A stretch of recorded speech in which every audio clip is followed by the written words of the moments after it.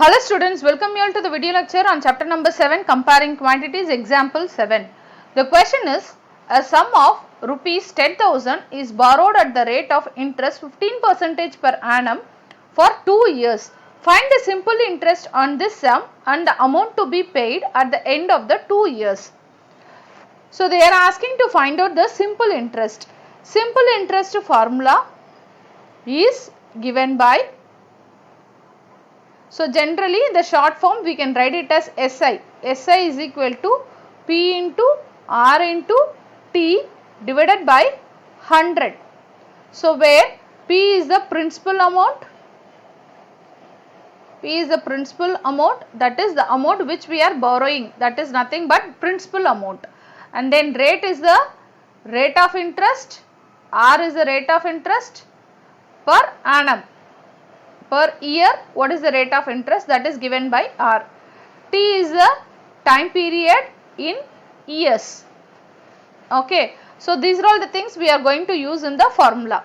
So SI is given by here, simple interest is given by, the principal amount is 10,000.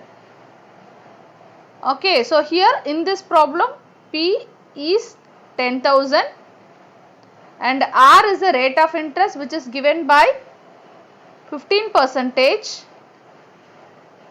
Since it is percentage only, we are dividing by 100. Okay. And then T, time period in years.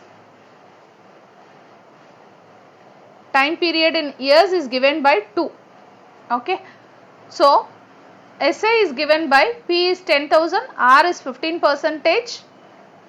So we can write it as 15 because already we have divided by 100 in the formula.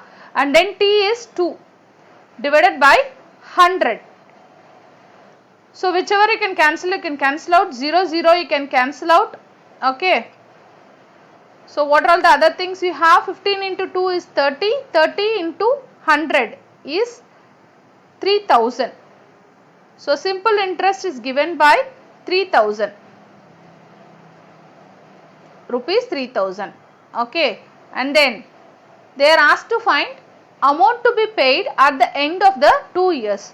That is, we are borrowing some amount. Okay, for that we have calculated what is the interest for the 2 years, and then at the end of the 2 years what amount we have to repay to the person whom we have borrowed, right? So the amount is given by amount to be repaid, right? Amount A is given by the principal amount plus simple interest. So what is the principal amount? It is 10,000 and then simple interest it is 3,000. So just add both the value, 10,000 plus 3,000, it is 13,000. So amount A is given by rupees 13,000. Okay. This is the answer for the given problem. Thank you. Thanks for watching.